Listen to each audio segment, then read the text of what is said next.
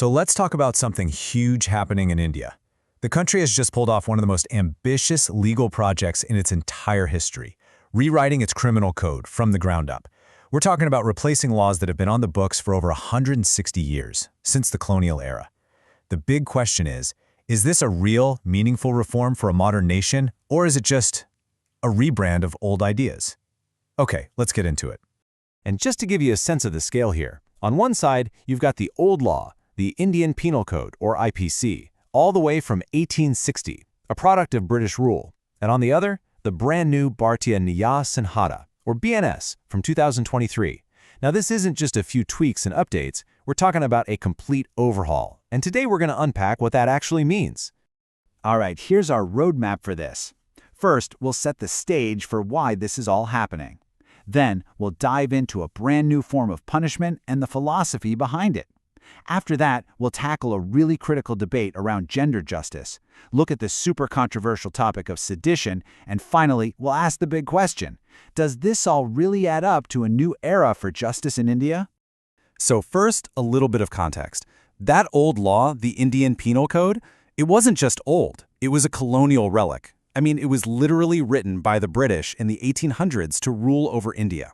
So for decades, legal experts have been saying, hey, an independent India needs its own laws, right? Designed by and for its own people. Well, the BNS is supposed to be the answer to that call. Okay, so what's actually different in this new playbook?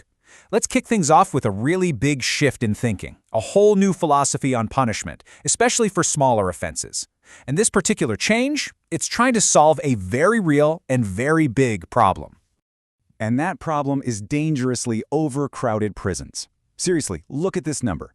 We're talking about an average occupancy rate of over 100%. The country's prisons are just packed. And that's not just a statistic on a page, right? It has a massive impact on health, on safety, and on any real chance for rehabilitation. The new code brings in a tool that's meant to help fix this. And that tool is community service. This is a first. It's now been formally introduced as a punishment in India's main criminal code. And the idea behind it is pretty cool. It's a move toward what's called restorative justice. Instead of just locking someone up, the focus is on rehabilitation, on having offenders actually give back to the community in a positive way. So, what kind of crimes are we talking about here? It's not for everything, of course. As you can see from this list, it's really aimed at very specific, pretty minor offenses. Think first-time petty theft, for something worth less than about $60, or things like defamation. The main goal is clear: steer nonviolent, first-time offenders away from that overburdened prison system. Now, community service seems like a pretty progressive step, right? But not every part of this new code is getting a standing ovation. In fact, when you get to the topic of gender justice and sexual violence, a lot of legal experts are arguing that the BNS really dropped the ball, a huge missed chance, they're calling it. And to really get why, you kind of have to look back. The original 1860 code was totally based on these old-school Victorian ideas. Men are perpetrators, women are victims, period. Then, after the horrific Delhi gang rape case in 2012, there was a massive public outcry. A committee was set up, the Justice Verma Committee, and it came back with a really strong recommendation: make these laws gender-neutral. Fast forward a decade to 2023, and the new BNS, it largely sticks with those old gender-specific definitions. And this quote right here, wow, it really nails the criticism. The argument is that by sticking to these rigid definitions, the law basically ignores the real-life experiences of so many victims of sexual violence who don't fit into that neat little box. It effectively fails to legally recognize or protect male, transgender, and non-binary victims, which is a huge blind spot. And this table just makes the contrast so stark. Take a look. Lots of other countries have updated their laws. Canada just uses the word person. The UK says victims and perpetrators can be of any gender. Australia does the same. When you put them side by side like this, you really see how much of an outlier India's new law is, even though they had this perfect opportunity to modernize. All right, let's switch gears to what is probably the most controversial, most hotly debated piece of this entire legal overhaul. We're talking about the law of sedition. You know, that old colonial tool that critics say has been used time and time again to crush any form of dissent. And at first glance, the news seemed great.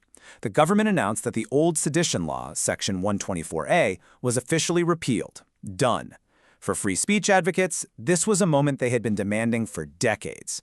It felt like a massive victory. But You knew there was a but coming, right? Here's the twist. While the word sedition might be gone from the books, people are asking a really crucial question. Has the offense of sedition truly been abolished, or has it just been given a new name and a makeover? So the heart of the issue is right here on this slide.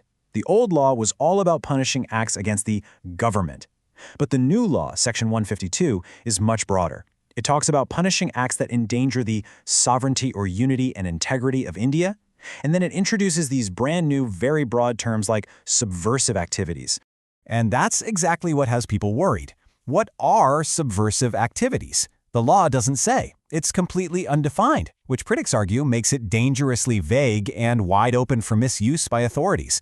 The fear is that this new law's scope is actually even broader than the old sedition law, and that it could be used to silence legitimate protest.